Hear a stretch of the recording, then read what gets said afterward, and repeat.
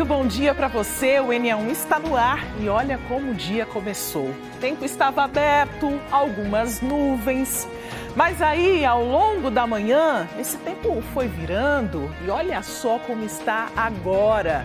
Com essa imagem ao vivo aqui direto do bairro de Santo Amaro, a nossa câmera que está instalada no alto da nossa sede, a gente mostra aí o tempo completamente fechado na área central do Recife. E é com essa imagem que eu agradeço a sua companhia. Vamos juntos até 13h. E você acompanha imagens ao vivo agora do túnel Felipe Camarão. O local está interditado para uma obra. Como é um dos principais acessos ao aeroporto, é preciso ficar atento às mudanças no trânsito.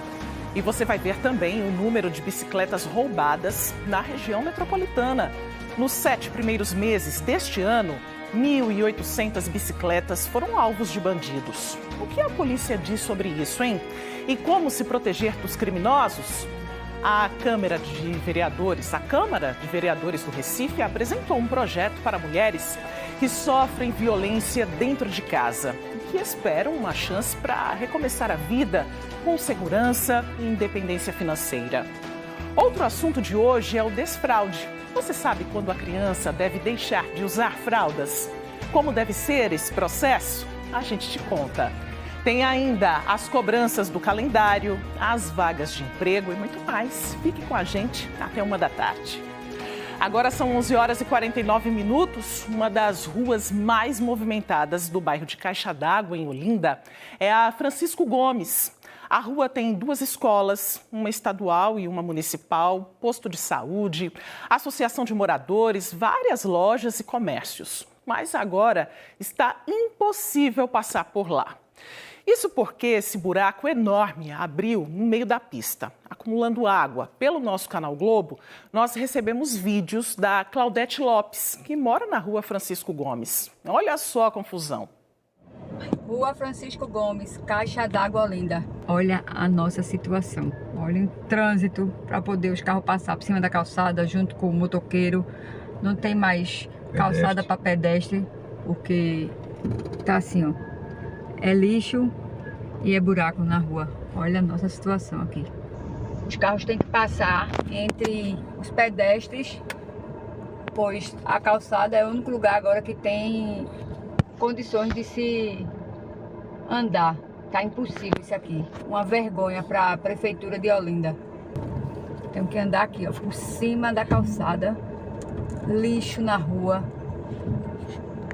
Motoqueiro na calçada. E nada é feito. Você viu a situação difícil aí no vídeo que ela mandou pra gente? A gente vai com imagens agora ao vivo para lá, um protesto acontecendo, um absurdo mesmo. Essa situação que coloca motoristas e pedestres em risco, são vários problemas que podem causar aí, né, perigos na saúde, com lixo, com água acumulada. E agora os moradores, olha, super insatisfeitos. Estão queimando aí pedaços de madeira, entulhos no meio da pista. Tá chovendo bastante agora na região metropolitana, mas a gente ainda consegue perceber o fogo, muita fumaça também e essa movimentação. A gente tá lá ao vivo com Natália Dielu, que tem outras informações. Oi, Natália, bom dia para você.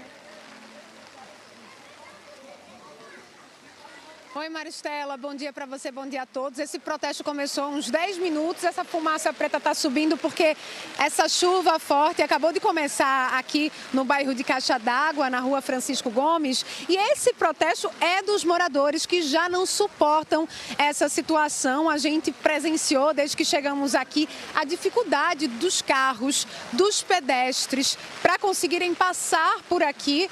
Agora a fumaça preta dificulta, né, para vocês visualizarem, mas quase não tem calçada aqui, minha gente, porque de tantos carros passarem por cima da calçada, a calçada ficou danificada. E por que os carros passam por cima da calçada? Porque os buracos são imensos. Então, a situação aqui da rua Francisco Gomes coloca todo mundo em risco. Os pedestres, os motoristas, tem uma escola, onde vocês veem essa fumaça, tem uma escola estadual. Aqui perto de onde eu estou falando, tem uma escola municipal. Em frente aos buracos também, a parte mais crítica, tem este posto de saúde. Então, a situação realmente muito difícil para os moradores. O senhor, qual é o seu nome? Eu sou irmão Severino do Gás. O senhor mora aqui há quanto tempo? Trabalha? Eu moro aqui próximo, na comunidade Passarinho, que está a mesma coisa. E trabalho aqui na região, né? Eu sou entregador de gás, tenho que colocar o meu carro nesses buracos. A gente já reivindicamos várias vezes a Prefeitura de Olinda que tomasse as providências, até porque a situação aqui, além dos buracos, é questão de saúde pública e ainda de frente a um posto de saúde. É o lixo, é rato, é barata.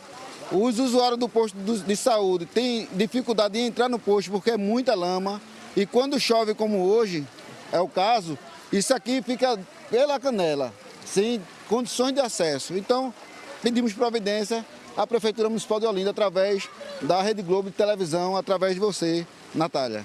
Obrigada, viu? O pessoal está procurando aqui o guarda-chuva para a gente conseguir falar. Sandro, por exemplo, estava com calendário, né? Porque a gente teve aqui em julho e teve uma promessa, né, da Prefeitura de Olinda de que em 15 dias, a gente teve aqui no dia 25 de julho, naquela época a Prefeitura disse que em 15 dias a operação Tapa Buracos viria para cá. Veio, Sandro? Não compareceu, não vem ninguém e tá isso aí, ó.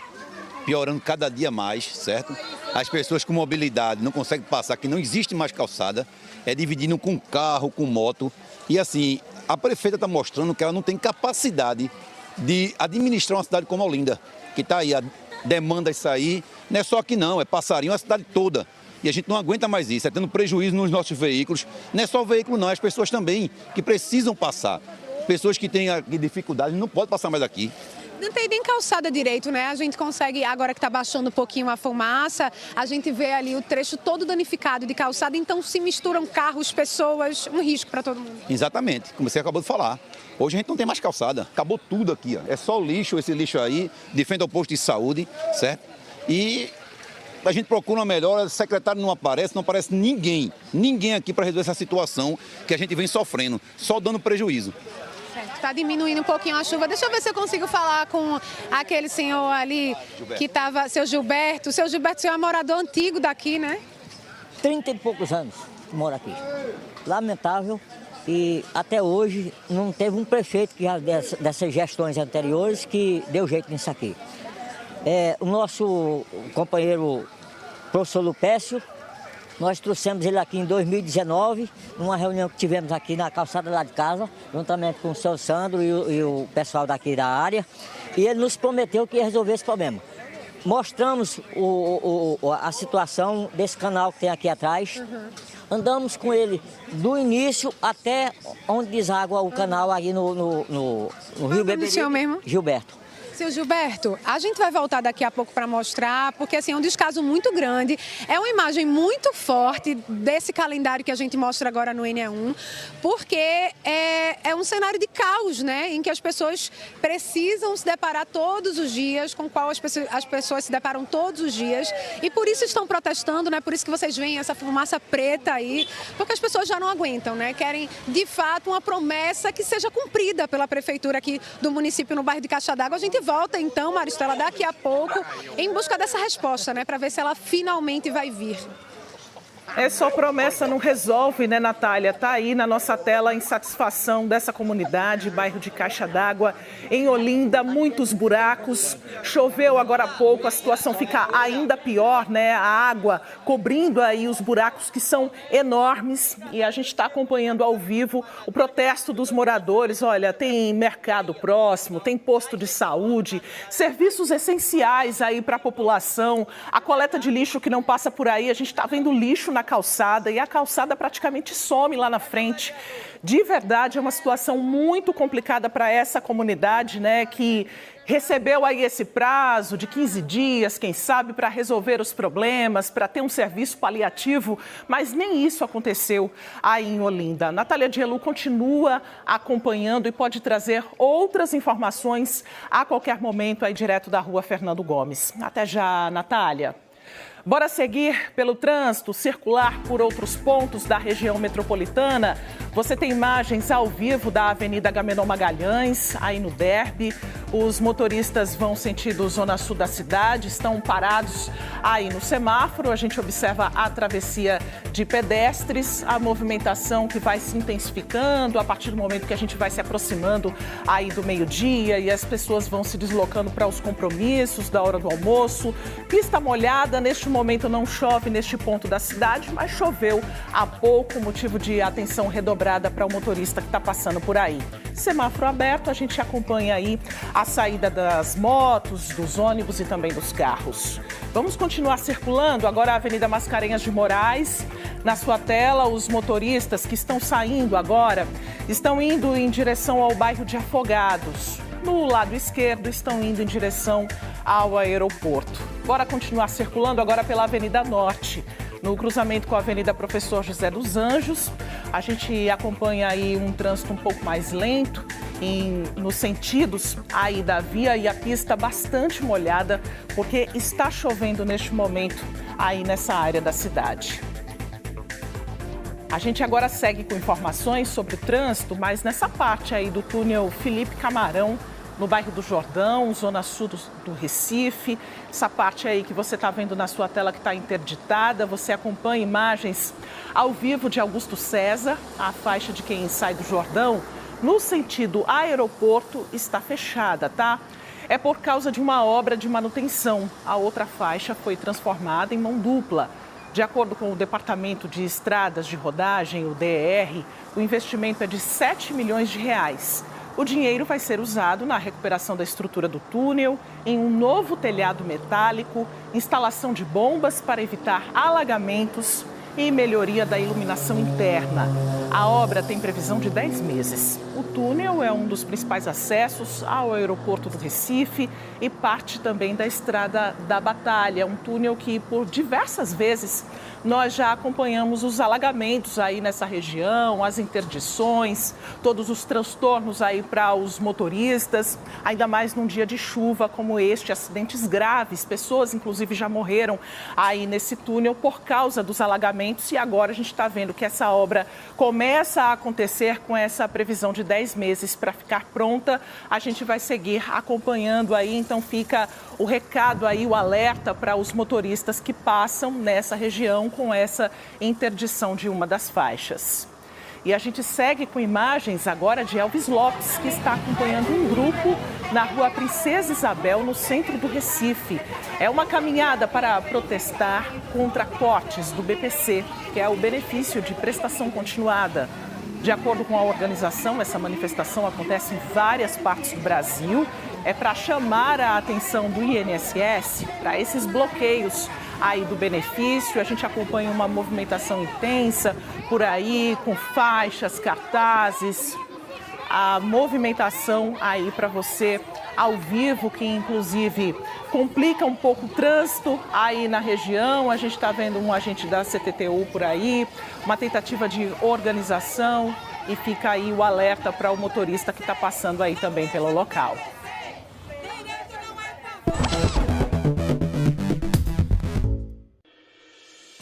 Daqui a pouco a gente continua com esse giro, informação toda hora aqui para você no Mania 1. Por enquanto, você está procurando emprego? Conhece alguém que está em busca de trabalho, de uma oportunidade no mercado?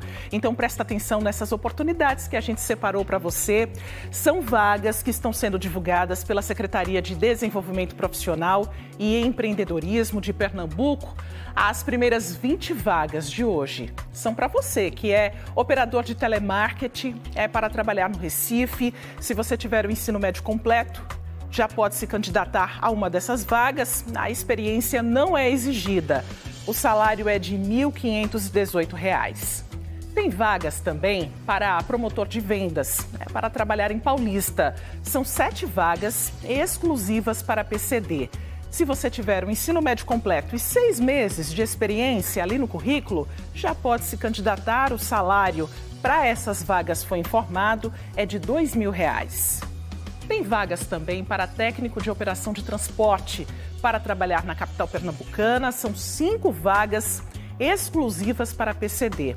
A escolaridade não é exigida, a experiência também não. Você já pode, então, se candidatar a uma dessas oportunidades. Oportunidades também para você que é açougueiro, está procurando emprego. É para trabalhar em Paulista, são 3 vagas. Ensino médio completo, 6 meses de experiência e você já pode se candidatar.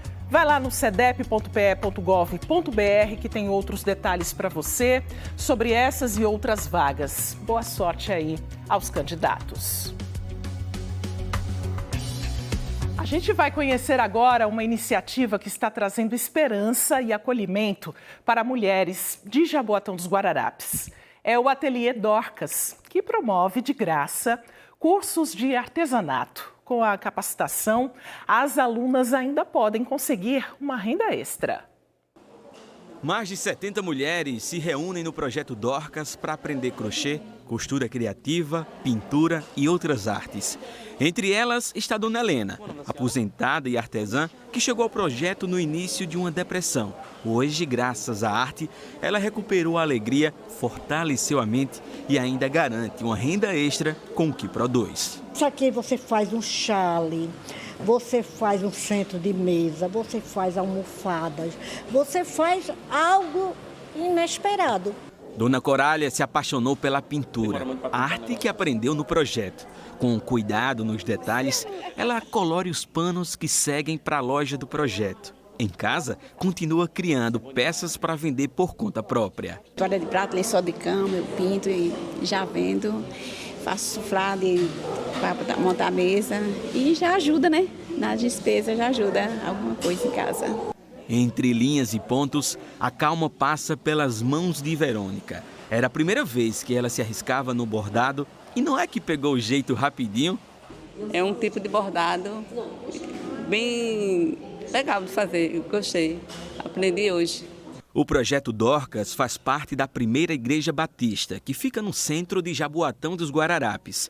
O nome faz referência a Dorcas, mencionada no livro de Atos, conhecida por suas boas obras e ajuda aos necessitados. Mesmo o projeto sendo em uma igreja evangélica, o grupo reúne mulheres de diversas crenças. Elas chegam aqui muitas vezes carentes, necessitadas de uma atenção, e muitas procuram aqui um abraço amigo e elas encontram aqui. Então, vidas têm sido transformadas, né, por esse cuidado.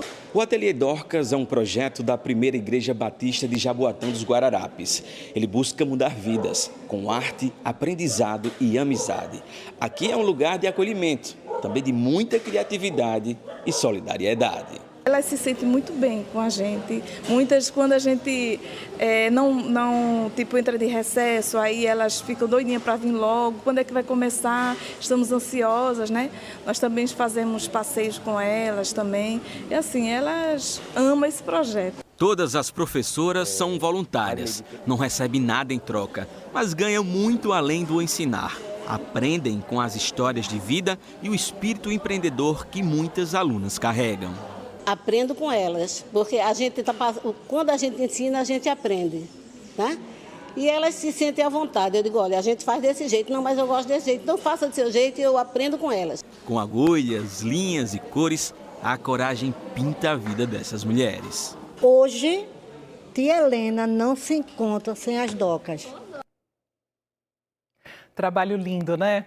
Quem mora em apartamento precisa ficar atento às manutenções do prédio, que servem para conservar ou recuperar em alguns casos. Quando o administrador ou síndico não acompanha essa necessidade, a bronca pode ser grande, viu? Bora falar com Gustavo Ferreira sobre esse assunto. Como o morador pode acompanhar essas manutenções, que em muitos casos são até preventivas, né, Gustavo? Boa tarde. Oi, Maristela, boa tarde para você, boa tarde a todos. Pode acompanhar de várias formas, ficar junto da administração do condomínio, também vendo no dia a dia como é que está o andamento da obra. Eu estou aqui em um prédio que fica em Boa Viagem, na zona sul do Recife. Essa aqui é a portaria principal, né, que dá para a Avenida Boa Viagem. Você já está vendo com as imagens do Otton Veiga que tem andaime, tem ferramentas, tem tela de proteção. É que o prédio está passando por uma revitalização na fachada. Essa obra já leva um tempinho. E é uma daquelas obras que a gente costuma ver com mais frequência, né, em alguns condomínios, principalmente que ficam à beira-mar. Eu vou conversar com o Sidclay Carneiro, que é o gerente aqui do condomínio. Sidclay, muito boa tarde, bem-vindo ao NA1. Conta pra gente, qual foi a necessidade principal que fez vocês se juntarem para fazer essa obra aqui na fachada? Olá, boa tarde, tudo bem? Bom, a ideia de fazer a obra da fachada é justamente porque, assim, precisávamos fazer correções a respeito de infiltração, de correção de revestimento, né, por conta do tempo. A gente está falando de uma edificação com um pouco mais de 35 anos e que, periodicamente, precisa ser, essa fachada precisa ser passada por manutenção, né? E aí, obviamente, nessas manutenções, viu-se a necessidade de fazer uma intervenção um pouco mais a fundo e aproveitou também para fazer a troca e a substituição da fachada. Essa obra na fachada já dura quanto tempo? Hoje a gente está com 4 anos e meio de obra, não é um tempo corriqueiro que se utilize para fazer esse tipo de intervenção. Geralmente é um pouco mais rápido, um pouco mais lento? Não, dura-se aproximadamente 2 anos, dependendo no máximo da quantidade da profundidade de intervenções a serem feitas. Hoje a gente tem esse tempo justamente porque tinham-se uma estimativa de intervenções a partir de 30%, né? Essa intervenção se estendeu. Hoje a gente está fazendo quase que 100% de intervenções de recuperação estrutural. Então, assim, por isso esse tempo todo. Como é que estão os moradores? Eles estão lidando bem com essa obra, que já tem, né, mais tempo do que o esperado? Bom, assim, querendo ou não, gera, né, um incômodo que é prolongado. As pessoas, obviamente, têm esse conhecimento, né, tudo é amplamente divulgado, informado, deixado as pessoas orientadas a respeito disso. Causa um certo transtorno, mas é fácil administrar. Muito obrigado, viu? Eu vou conversar agora com Marta Ponzi, que também é gerente de condomínios, participa, né, faz parte do Sindicato da Habitação aqui de Pernambuco. Marta, boa tarde. Existem 3 tipos diferentes, né, de manutenção. Quais são eles e como é que funciona na prática? Boa tarde. Boa tarde. Como o Sidclay falou, né, a gente tem as manutenções corretivas, que são aquelas que servem para corrigir, né, algum problema. As preventivas, que são aquelas que seria ideal que todo condomínio trabalhasse somente em cima da prevenção, né, como o nome já diz, e tem manutenções que são detectivas, que são para detectar alguma possível falha oculta. Agora, quando vai começar uma obra, qual é o principal desafio de quem administra um prédio, um condomínio? É convencer os moradores, né, que a gente precisa realmente fazer aquela manutenção. O ideal é que você tenha um plano de manutenção, o condomínio tenha um plano, contrate uma empresa de engenharia predial e em cima desse plano faça todas as manutenções preventivas. Só que o que acontece é que as pessoas, para isso, precisa de um custo, precisa de aprovação de assembleia e normalmente, por cultura, as pessoas tendem a deixar isso para depois. E aí termina que a gente, em vez de fazer a manutenção preventiva, a gente acaba incorrendo na corretiva. Agora, Marta, quando a obra começa, uma obra como essa que a gente está vendo aqui, que já está levando 4 anos, né, e que mexe com vários apartamentos, né, aqui, os que ficam de frente para o mar, quais são os direitos do morador? Se ele se achar incomodado ou se de fato ele tiver algum problema na estrutura do apartamento por causa de uma obra estrutural, de uma manutenção predial, o que ele pode fazer? A quem ele deve recorrer? O ideal é que seja feito um levantamento de onde vem esse problema, tá? Porque existem problemas que vêm do condomínio e aí o condomínio precisa resolver. E existem problemas que são do próprio morador, da própria unidade. E aí aquele morador é o que precisa tomar essa iniciativa. No caso de um problema maior que seja detectado do condomínio, ele vai atrás da administração, vai atrás do síndico, o síndico precisa resolver. E aí, se não resolver, vai ter que ir para as vias judiciais. Agora, enquanto houver manutenção, quando tiver trabalho rolando, quais são os direitos do morador? Tem horário para fazer a obra? Tem espaços que não podem ser acessados? Tem que ter sinalização? Como é que funciona? Isso. Existe normalmente horário, né? O condomínio vai informar quais são os horários, principalmente por conta de barulho. E existem locais, também dependendo de cada obra, que a gente vai precisar interditar. Isso também deve ser informado previamente, até para o morador ele se programar, ele entender que naquele local, por conta de segurança, ele não vai poder acessar. Às vezes a obra é nas áreas comuns, né? O pessoal fica ansioso, fica querendo que libere, mas tudo tem que ser feito com cautela. O importante é a segurança de todos, né, Marta? Muito obrigado pela conversa, obrigado, Sidclay, que está ali ao lado também. Maristela, volto com você e fica esse recado para todo mundo que tem condomínio, né? Se tiver rolando obra, avalie a necessidade, geralmente é porque precisa ter, e é claro que vai ter um transtorno, mas esse transtorno passa. O importante é garantir a segurança de todo mundo que mora no prédio. Volto com você. É isso, Gustavo. Melhor manter do que corrigir depois. Fica até mais caro, né? Obrigada pelas informações.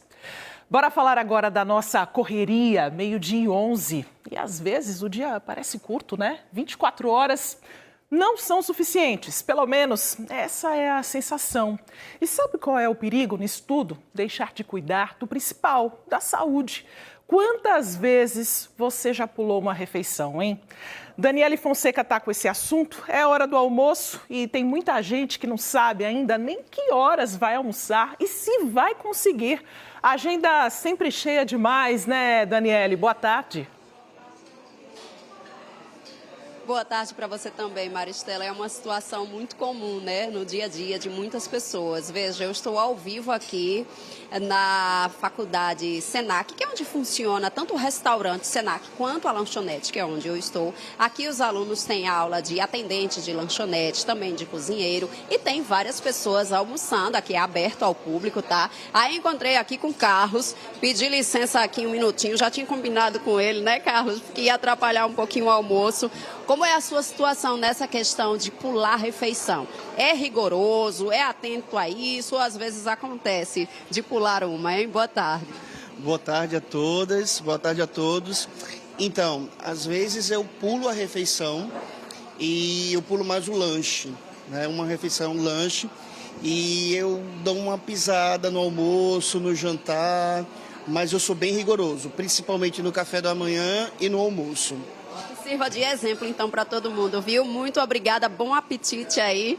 Vamos dar uma chegada aqui do outro lado, vou passar aqui pelo meio, enquanto Dai Santos vai me acompanhando para a gente conversar agora com a nutricionista Ellen Lima, que é professora aqui do Senac.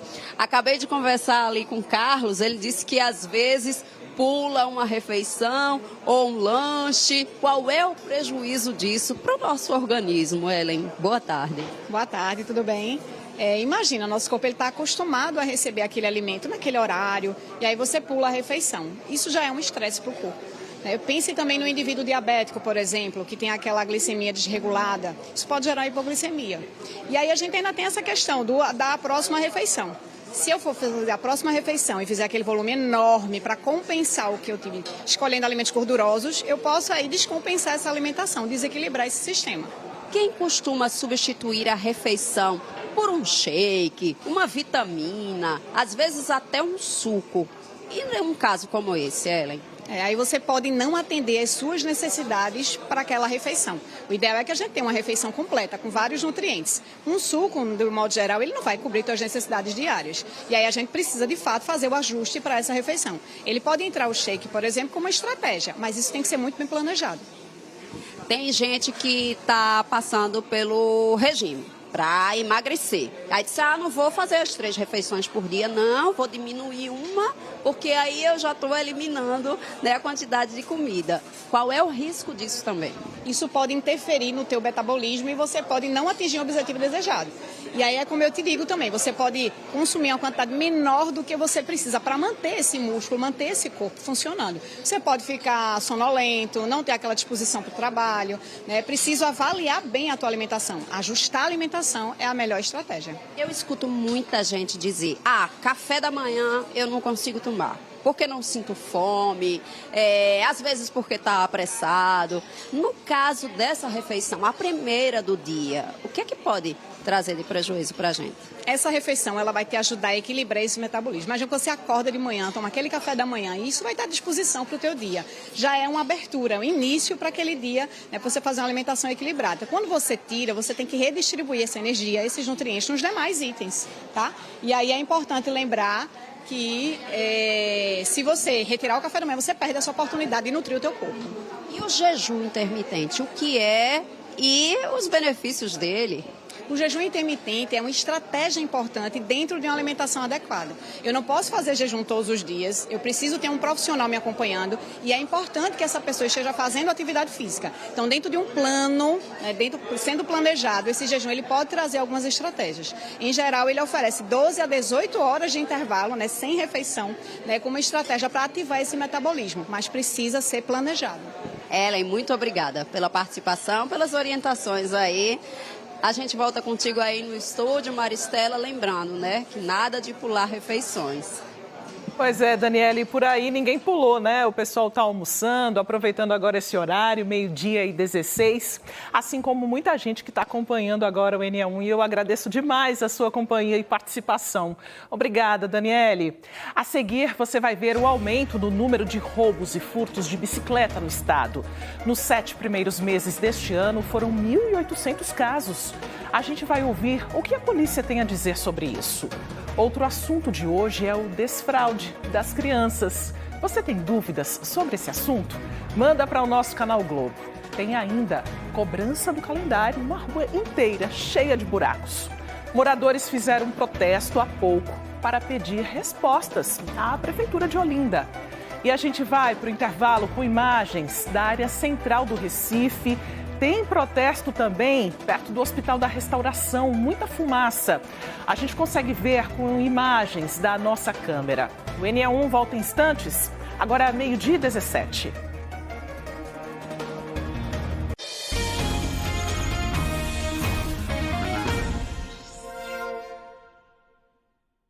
NE1 de volta e tem protesto neste momento na Avenida Agamenon Magalhães, quase em frente ao Hospital da Restauração no Recife. Nós recebemos imagens e informações pelo nosso canal Globo. Pessoas ligadas a movimentos por moradia estão fechando uma das vias em vários pontos da área central e norte. É possível ver essa fumaça preta aí na região, bem perto do hospital, o que é perigoso para os pacientes, complica o trânsito aí na região. Então, se a Avenida Agamenon Magalhães está no seu roteiro e você puder fazer aí um caminho alternativo, é o mais indicado neste momento. Nós temos imagens também de Elvis Lopes, que acaba de chegar ao local. A gente observa aí a presença da Polícia Militar e todo o transtorno provocado aí no trânsito, bem pertinho ali do colégio, e a gente observa muito fogo nos dois sentidos aí da pista de quem vai em direção à zona sul do Recife. Os carros não conseguem passar neste momento. A imagem deu uma travada agora, mas voltou o nosso sinal. É uma transmissão feita pela internet.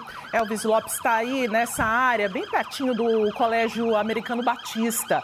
E a gente mostra essa fumaça preta aí, né? Os motoristas que iam também sentido Olinda não estão conseguindo se deslocar neste momento. A gente está com essa imagem do alto, a nossa tela dividida.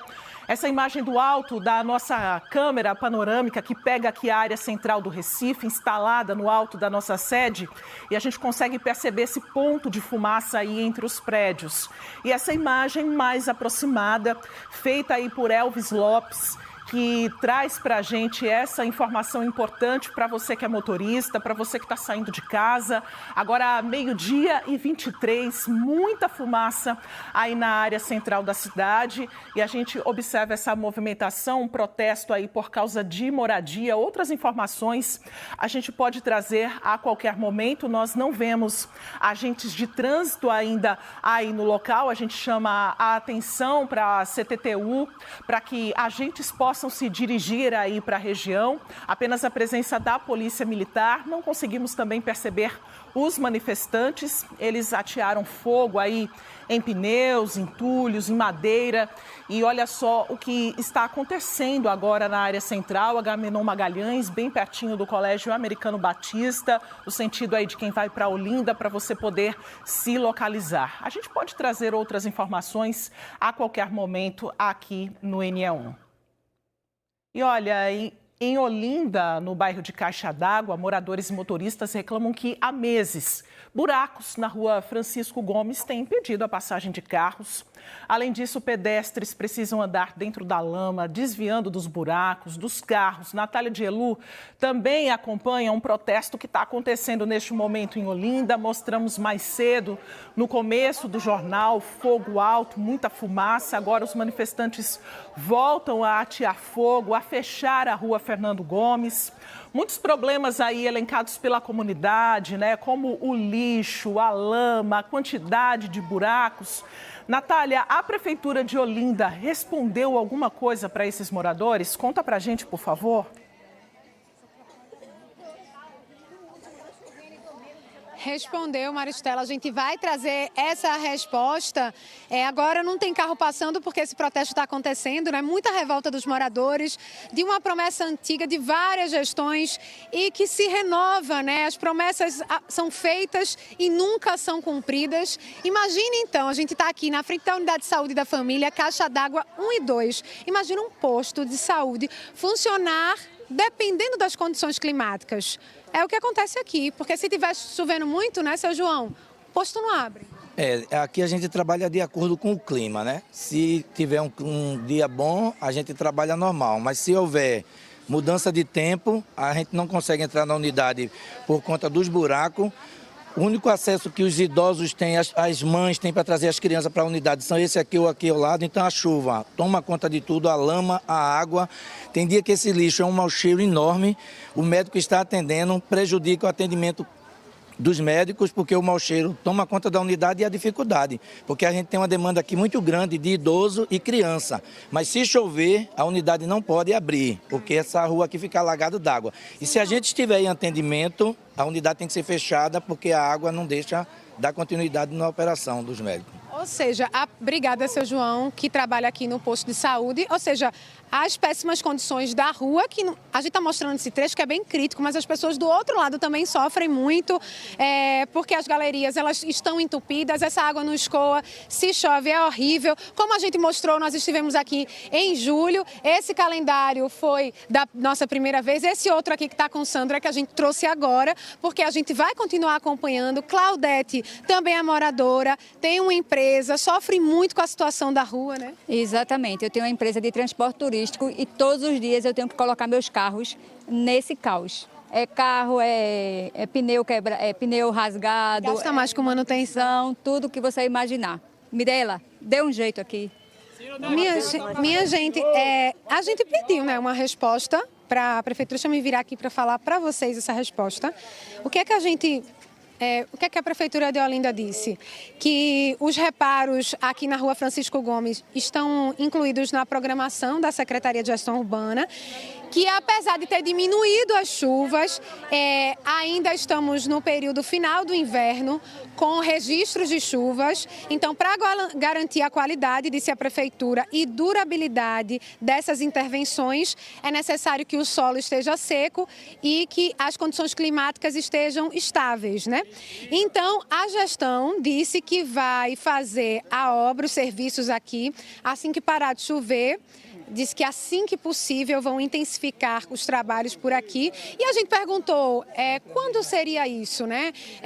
Algum paliativo vai ser feito? Porque é muito triste, muito feio de mostrar a situação aqui da Rua Francisco Gomes. E eles disseram que a previsão de realização de serviços no local é até o início de outubro deste ano. Então, tem um calendário aqui que vai ficar guardado com vocês, porque quantas vezes a gente vier, a gente vai trazer mais calendários para mostrar que essa promessa, ela vai ser acompanhada pelo NE1, a gente vai cobrar. Então, eles falaram em outubro. A gente vai marcar aqui dia 28, vamos marcar aqui no calendário, dia 28 de novembro, final de novembro, quase dezembro, que eles disseram que em outubro vão fazer, e a gente volta. Teremos que ficar sofrendo, né? Até achar que eles devem vir aqui tapar esses buracos. Eu quero pedir à comunidade aqui, bata a palma para a Mirela. Gente, a revolta dos moradores, então. A data está marcada, Maristela, a gente vai ficar acompanhando. Sou Natália, dia 28 de novembro, então a gente está de volta. A gente esteve na Rua Francisco Gomes, no bairro de Caixa d'Água, em Olinda, no dia 24 de julho deste ano. Você está vendo aí imagens. Na ocasião, nós mostramos a rua toda esburacada, esse buraco maior no meio da pista, cheio de água, além do acúmulo de lixo. Uma situação que já causava muitos transtornos, né, e prejuízos aos moradores, e uma situação que só piorou mesmo. Olha só o morador mostrando o pneu rasgado, a dificuldade dos motoristas que passam pela região, os motociclistas. Agora a gente volta para essa imagem ao vivo, né? Meses depois, olha só, a situação continua a mesma, diria que até pior, com buracos maiores ainda, e esse protesto que a gente mostra ao vivo. Então, no fim do ano, até novembro, a gente espera que essa solução chegue para esses moradores moradores. Estou vendo lá no fim da rua, Francisco Gomes, o caminhão da coleta de lixo que não vai conseguir passar, exatamente por causa do protesto. E mais do que o protesto, né, a quantidade de buracos, né, a gente não consegue nem mensurar a profundidade desses buracos, porque eles estão cobertos pela água, está chovendo na região metropolitana. Mas olha só a quantidade de lixo aí na calçada. Bora, por enquanto, circular pelo trânsito. Vou trazer imagens para você da BR-101, em Prazeres, Jaboatão dos Guararapes. Os carros vão aí sentido litoral sul. A gente observa uma movimentação até tranquila do trânsito para este horário, 12h30 agora. Bora para a Avenida Abdias de Carvalho também, ver como é que está a movimentação com a Avenida São Martim, no bairro de São Martim. Movimentação tranquila do trânsito por aí também. Agora a gente segue para a Rua Real da Torre, na Madalena, e você observa também a movimentação de quem vai sentido Túnel da Abolição e também sentido Avenida Caxangá. A gente está de volta com Elvis Lopes para mostrar para você a manifestação em frente ali ao Hospital da Restauração, na Avenida Agamenon Magalhães. Os manifestantes estão protestando por causa de moradia. Eles estão bem perto aí também do Colégio Americano Batista. Nós mostramos que eles atearam fogo na pista. Agora dividimos essa tela, o nosso diretor de TV colocou essa imagem para a gente, que é da nossa câmera panorâmica aqui da área central da cidade. A gente consegue perceber essa fumaça preta aí no meio dos prédios. E é um resquício ainda desse protesto, né, que está muito ativo, está acontecendo neste momento, agora 12h31, com os manifestantes na rua, com cartazes, com faixas. A gente observa a presença da polícia militar, são muitos manifestantes que bloqueiam o trânsito neste momento. Então, se é o teu caminho, a Avenida Agamenon Magalhães, pertinho ali do Hospital da Restauração, a gente chama a sua atenção para essa imagem com os manifestantes na rua. A primeira informação que chegou para a gente é que é um protesto por causa de moradia. Eles acabaram fechando aí a pista, sentido Olinda, e a gente vê que o fogo continua lá do outro lado. O Elvis Lopes está mostrando para a gente praticamente essa parede, né, que a polícia militar formou, colocou os carros também aí na pista para que os manifestantes não avancem ainda mais. Elvis mostra para a gente o fogo do outro lado da pista. No outro sentido, o trânsito continua normalmente. A gente vê uma viatura também dos bombeiros que tenta se aproximar, provavelmente para apagar o fogo. A gente consegue ouvir a sirene e uma confusão muito grande aí na Avenida Agamenon Magalhães. A qualquer momento a gente pode voltar com outras informações para você desse protesto. A gente observa também uma outra viatura, são 2 carros do Corpo de Bombeiros. Não há presença de agentes da CTTU por enquanto. É importante trazer essa informação. Agora vejo ali de longe agente da CTTU no local, Maristela. Um agente chegando, não é isso, Elvis? Muito obrigada, viu, pela informação. Elvis Lopes, atento a tudo, trazendo essa informação ao vivo para a gente. É uma tentativa aí de organizar, na verdade, esse trânsito que já é caótico em dias normais, sem protesto. É um horário de grande fluxo, né, de grande movimentação. As pessoas vão se deslocando aí para os compromissos da hora do almoço. A movimentação muito grande. Esse que é um dos principais corredores da cidade, liga vários bairros da área central do Recife, da Zona Norte até a Zona Sul também da capital. A gente observa os manifestantes aí em frente à viatura do Corpo de Bombeiros, né, tentando de alguma forma impedir a passagem para que esse fogo não seja apagado. Mas a gente frisa também que essa situação é muito delicada por se tratar, né, de um local que está bem perto aí de um hospital com atendimento de casos de alta complexidade. Então, a fumaça não é o mais indicado para esses pacientes. Então, muita atenção para você que está no trânsito. A gente pode trazer novas informações a qualquer momento. Imagens ao vivo de Elvis Lopes. Obrigada por enquanto, Elvis. Por enquanto, a gente vai seguindo com outros assuntos. Olha, o uso de bicicletas é muito incentivado para a saúde, para reduzir também o tempo de deslocamento no trânsito. Mas o número de roubos e furtos das bikes tem desestimulado os ciclistas, principalmente na capital pernambucana. Câmeras de segurança de um prédio em Piedade, Jaboatão dos Guararapes, registraram a ação de um criminoso que age tranquilamente e rouba bicicletas 2 dias seguidos, sem ser incomodado por ninguém. Essas imagens foram registradas por câmeras de segurança de um prédio no bairro de Piedade, em Jaboatão dos Guararapes. Foram 2 roubos em 24 horas e o criminoso age com muita facilidade. No primeiro vídeo, ele entra na garagem, vai até uma bicicleta encostada na parede, pega e sai tranquilamente. No dia seguinte, mais um roubo. Dessa vez, força o portão para entrar. Vai até a garagem e pega outra bicicleta. Ele tenta passar com ela por um buraco que fez no portão, mas não consegue. Então volta, pega uma segunda bicicleta e com essa consegue sair pelo mesmo buraco. Uma moradora que preferiu não se identificar contou que esse tipo de roubo tem sido comum no bairro e que no prédio onde ela mora, esses furtos têm deixado prejuízo. A gente paga pela segurança e a gente não usufrui dessa segurança. É uma questão que todo mundo fica apavorado. De 8 meses para cá foram 4 episódios, né, de furtos. É recorrente na região. A gente conversa com outros moradores, com outras pessoas e não é só aqui. A vizinhança diz que não vê rondas da polícia. A gente chama a polícia, mas é a mesma coisa que nada, porque eles chegam 2, 3 horas depois. Não tem como fazer nada, né? Ricardo mora no Recife. Sempre contou com a bicicleta dele para tudo. Para pagar contas, resolver pendências e até dar umas voltas pela cidade.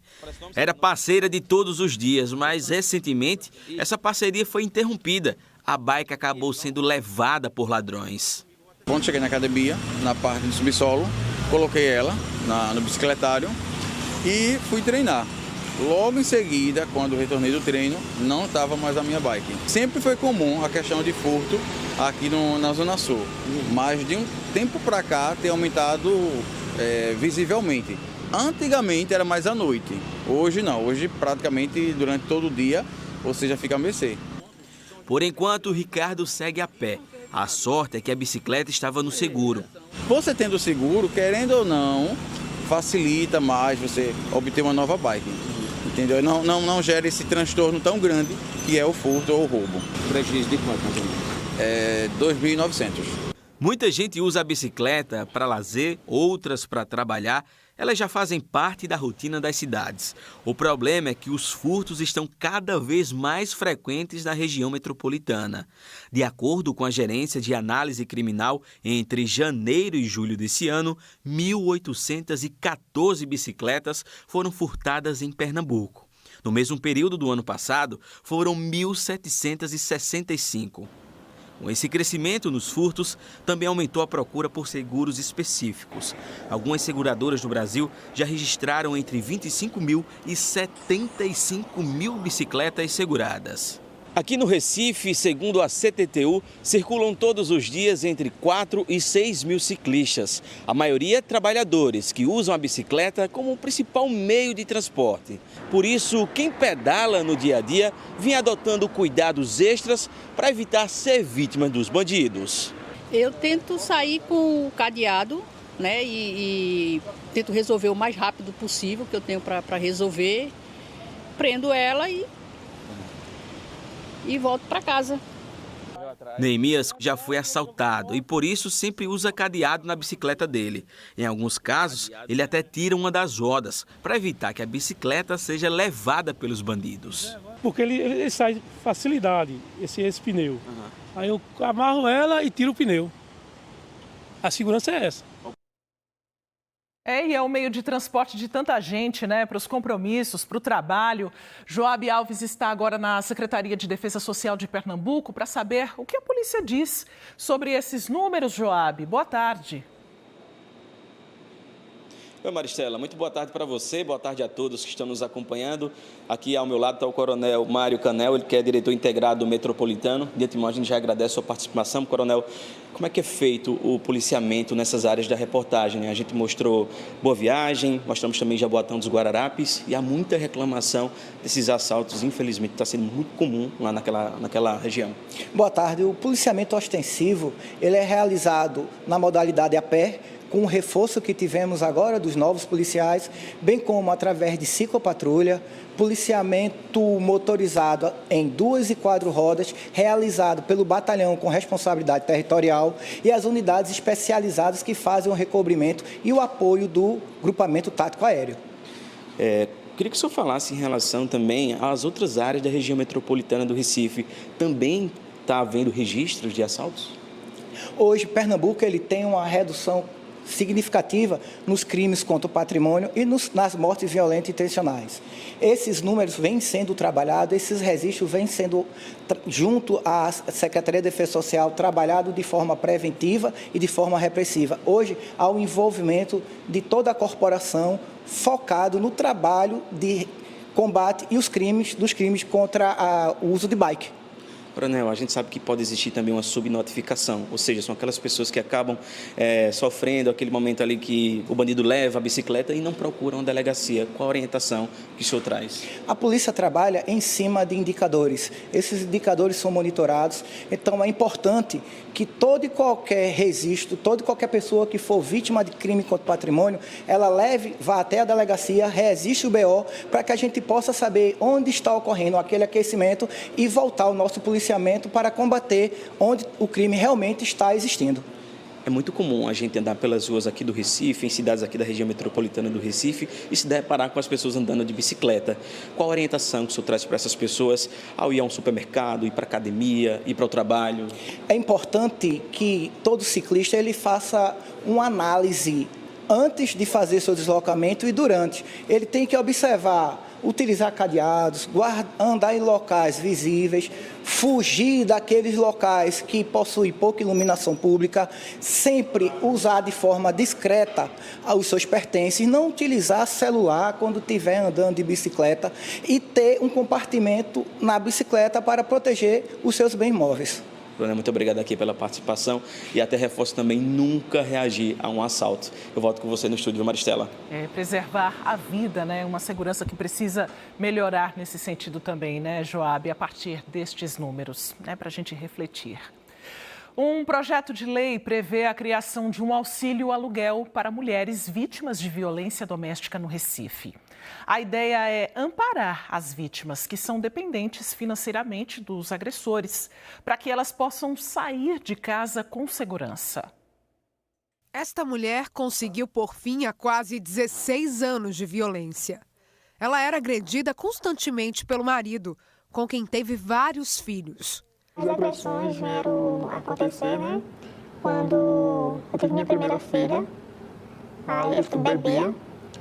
Então, já começou as agressões dele. Aí ele veio pedir perdão, com aquelas palavras bonitas. Então, eu sempre perdoava ele. Eu sempre deixava pra lá. E ele continuou te agredindo? Ele continuou. Continuou. E sempre dava aquela pausa, mas sempre continuava. Há alguns meses, ela denunciou o agressor à polícia e conseguiu uma medida protetiva. Até se fortalecer para dar esse passo, ela tinha muitos medos. Ficava com medo e também pensava pelos meus filhos. E também dependia dele também financeiramente. Eu também fico pensando, porque eu não tenho casa própria, né? Financeiramente também eu não posso. Então assim, eu fico com medo, porque para onde é que eu vou com meus filhos? Vou morar na rua?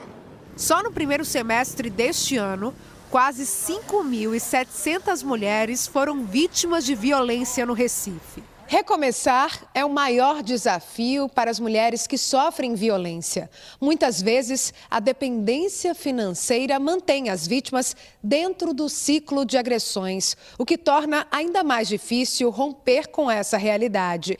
É nesse ponto que entra uma proposta apresentada aqui na Câmara de Vereadores do Recife. Um auxílio financeiro que tem o objetivo de garantir às vítimas a chance de sair de casa e reconstruir a vida em segurança. O projeto de lei 43 de 2025 é de autoria da vereadora Liana Cirne, do PT. É um auxílio aluguel social para mulheres vítimas de violência doméstica que estejam assistidas por medidas protetivas da Lei Maria da Penha e que estejam em condições de vulnerabilidade socioeconômica. ou seja, mulheres que não tenham condições de sair da casa onde elas são agredidas, onde elas vivem com o seu agressor, por falta de condições financeiras de pagar o aluguel. É um auxílio temporário pelo prazo de 6 meses, prorrogável por mais 6 meses. A vereadora explicou que o projeto já recebeu um parecer favorável da Comissão de Legislação e Justiça e deve seguir para a Comissão de Finanças e Orçamento, que vai analisar a viabilidade financeira da proposta. Só depois disso é que o projeto deve ser votado na Câmara. Recebendo um auxílio aluguel social, elas têm como romper o ciclo da violência, que é um ciclo da violência que normalmente escala até o feminicídio. Eu mesma não tenho condições. Então, assim, esse projeto é ótimo. Muitas mulheres pensam a mesma coisa. Tem medo também. E muitas dependem dos agressores. A dependência financeira muitas vezes prende essa mulher que sofre violência dentro de casa. E romper com esse ciclo pode ser muito difícil. Nós convidamos a secretária executiva de Políticas Públicas para as Mulheres de Pernambuco, Valquíria Alves, para uma conversa sobre violência patrimonial. Olá, secretária. Muito boa tarde. Bem-vinda. Obrigada pela sua presença aqui para a gente poder falar sobre esse assunto, né? Quando falamos sobre violência patrimonial, violência contra a mulher, normalmente o tipo de violência que provoca marcas físicas, né? Essas marcas elas são mais aparentes. Mas como acontece a violência patrimonial? É muito importante a gente ter esse conhecimento, porque embora tenha a previsão legal, ainda é pouco discutido. E aí tem a dependência financeira dessa mulher e a violência patrimonial que continua acontecendo. É quando essa mulher tem os seus bens destruídos, ela não tem acesso a dinheiro dentro da própria casa, ela é limitada no controle financeiro, às vezes, do próprio dinheiro. Então, isso precisa ser discutido, porque é um dos fatores que impede que essa mulher saia de situações de violência, atrelado a outros fatores. Essa violência patrimonial, ela geralmente está embasada já numa violência emocional que vem acontecendo, numa manipulação. E vem de uma cultura machista também? Isso, de domínio, de controle sobre as finanças. De que a mulher ela não consegue administrar quantias em dinheiro, ela só serve para administrar aquilo dentro de casa. Então, isso é cultural, isso é histórico. O homem tem esse controle. E quando essa mulher começa a ser controlada nesse sentido, ela não percebe. E aí, como você disse, a violência física, ela é vista, ela deixa marcas, ela causa um impacto. Mas esse controle sobre a vida da mulher, que não acontece só com a mulher pobre, né? Você vê aí grandes artistas que têm a carreira controlada, o dinheiro controlado, os bens controlados por esse autor de violência. E quando ela tenta sair, muitas vezes ela perde grande parte desses bens, inclusive chega a perder o nome, porque há empréstimos, há empresas, e ela não tinha o controle disso. Isso acontece de forma muito sutil, gradativa, dentro dessa relação abusiva? Isso, sutil, gradativa e é naturalizada, porque, como eu disse, ainda há esse entendimento de que o homem deve ganhar mais, de que ele deve controlar as finanças, de que a mulher deve permanecer apenas no lar. Então, não é à toa que esses autores de violência começam manipulando e essa mulher já deixa de estudar, ela deixa de trabalhar, ela não tem mais acesso a crédito, conta bancária. Então, é uma forma de manipulação e que no final prende essa mulher, porque ela tem filhos,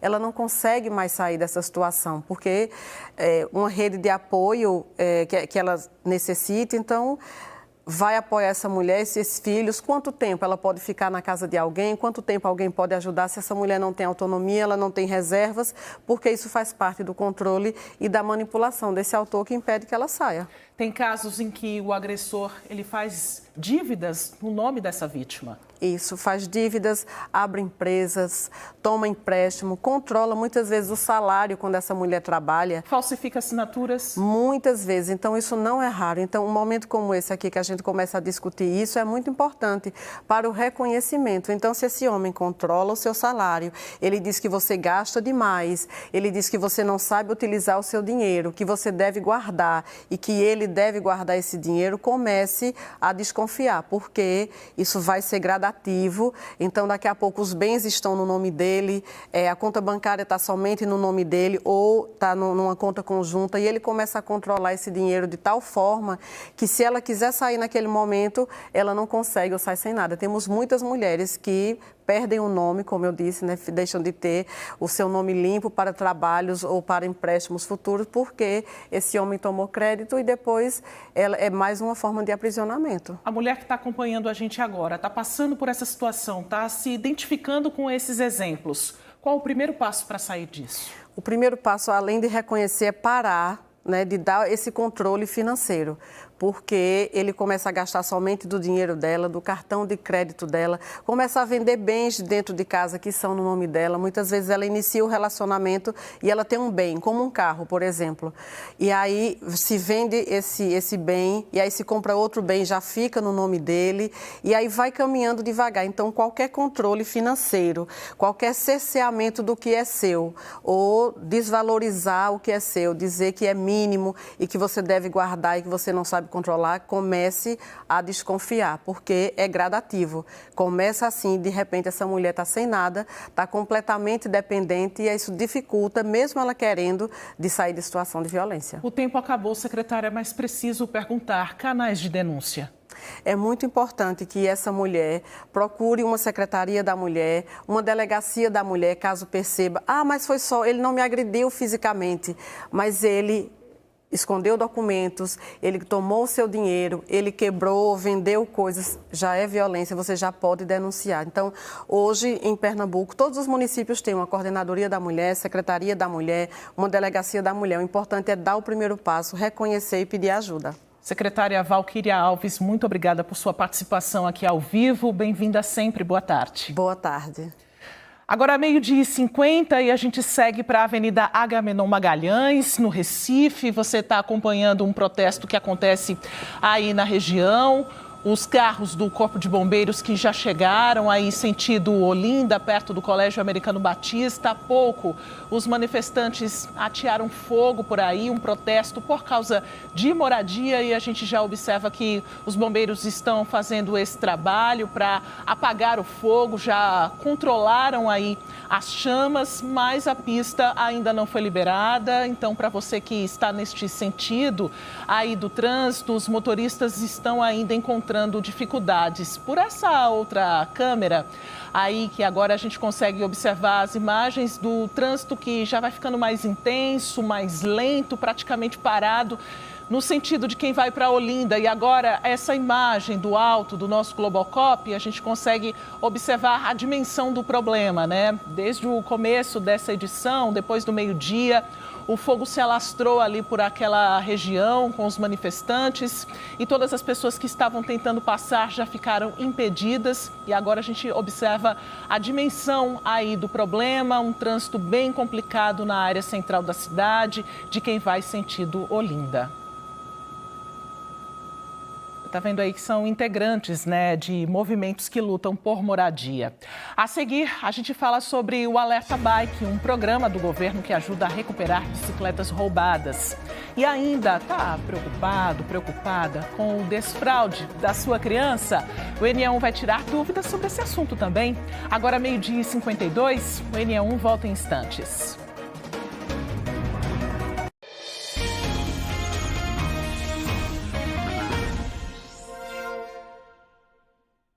A gente volta a falar com Joabe Alves, que está na Secretaria de Defesa Social aqui em Santo Amaro. Nós mostramos agora há pouco uma reportagem sobre o aumento do número de roubos e furtos de bicicletas no estado. Existe um programa, o Alerta Bike, para o registro desse tipo de crime, né, Joabe? Como é que funciona essa ferramenta, hein? Conta pra gente, por favor. Ô Maristela, uma ferramenta muito importante, é bem parecido com o alerta celular. Que vai explicar melhor para a gente agora é o Felipe Feitosa. Ele, inclusive, é assessor de análise criminal e estatísticas da SDS. Seja bem-vindo, Felipe. Aquela pessoa que tem aquela bicicleta, né, que nem imaginava que também tem essa plataforma. Como é que deve fazer? Qual site, por exemplo, que funciona? Existe a plataforma da SDS, né, que é o sds.alerta.pe.gov.br. A pessoa vai acessar esse site e lá vai ter o banner de Alerta Bike. Clicando no Alerta Bike, Ele vai informar alguns dados da bicicleta, o chassi da bicicleta, que é muito importante, né, para poder conseguir, caso ela seja roubada ou furtada, acessar o sistema, identificar o roubo ou furto dela e tirar uma foto da bicicleta e da nota fiscal dessa bicicleta, que vai ser a informação precisa que ela vai ter lá no Alerta Bike. Funciona para todo o estado? Todo estado funciona. Já tem algum número assim, de quantas bicicletas já foram recuperadas? O Alerta Bike começou em junho de 2021. Até o momento nós temos mais de 21 mil bicicletas cadastradas no sistema. E quantas foram recuperadas? Até o momento 222 bicicletas foram recuperadas. A gente sabe que é um número um pouco baixo de bicicletas que foram recuperadas. O senhor acredita que há algum motivo por conta disso? Assim, a gente entende que existe o problema do chassi ser adulterado, né? Ser raspado, e assim fica difícil a devolução da bicicleta e até o cadastro dela como roubada ou furtada, né? Como é que funciona o trabalho, por exemplo, da polícia para identificar se a bicicleta ela é furtada?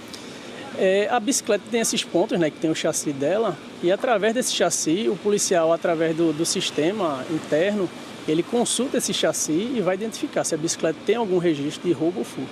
Então essa consulta funciona bem parecido com o do celular, então, do alerta celular? Tanto é que a plataforma SDS engloba o alerta celular e o alerta bike. Quando a bicicleta ela é recuperada, como é que funciona para entrar em contato com a pessoa? Assim, como funciona com o alerta celular, né? A pessoa vai informar seus dados de telefone, nome, claro, né? E endereço para poder a polícia posteriormente entrar em contato. Ô Felipe, obrigado aqui pela participação com a gente dentro do NE1. Maristela, é com você. Obrigada, Joab, pelas informações. A gente muda agora de assunto e fala sobre uma situação comum às crianças na primeira infância. O momento do desfraude. A ansiedade dos cuidadores pode atrapalhar o processo e trazer consequências, viu? Daniele Fonseca conversa com a gente. Quais são os sinais de que a criança está pronta para deixar de usar as fraldas, hein, Daniele?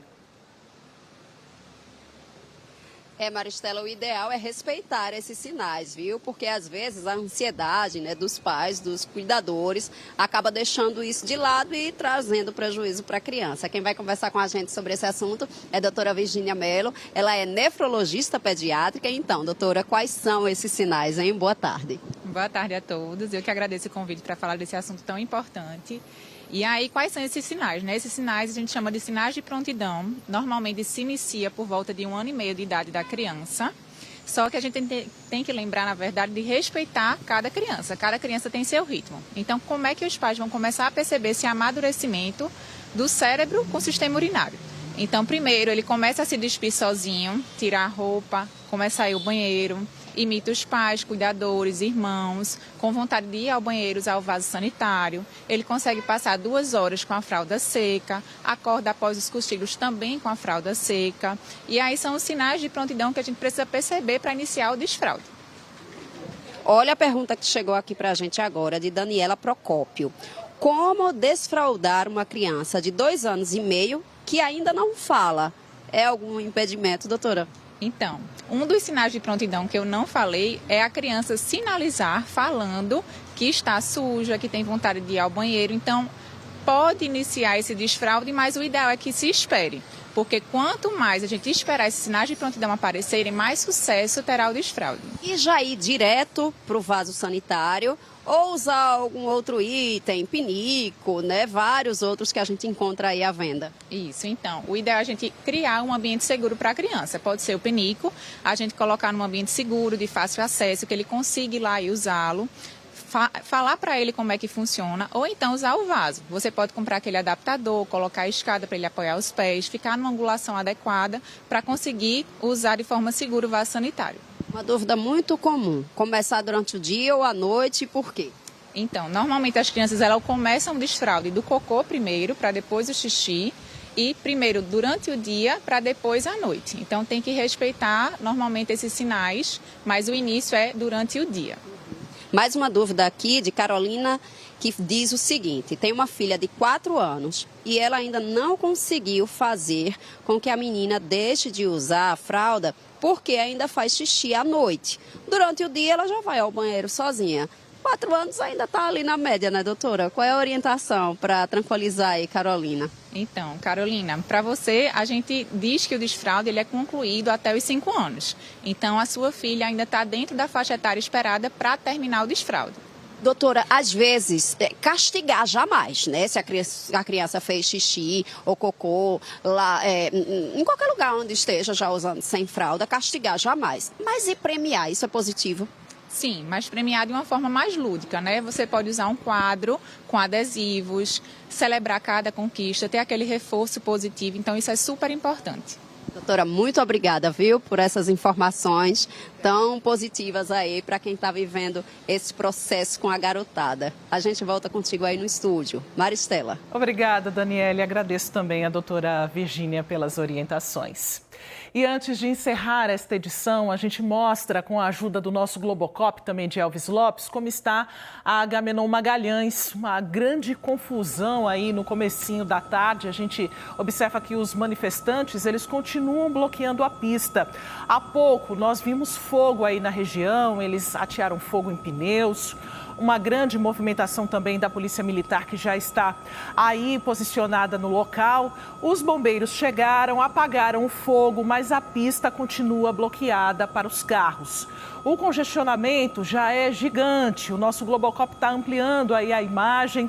E você que está na Agamenon Magalhães, sentido Olinda, fique atento ao trânsito. Se você puder desviar, ter uma rota alternativa, será bem melhor. Olha só, imagens dos bombeiros aí tentando apagar os resquícios aí do fogo. E o NE1 volta amanhã com essas imagens. Eu me despeço e agradeço a sua companhia. Vai lá no Globoplay para compartilhar e rever as nossas reportagens. Uma ótima tarde. Fique agora com o Globo Esporte.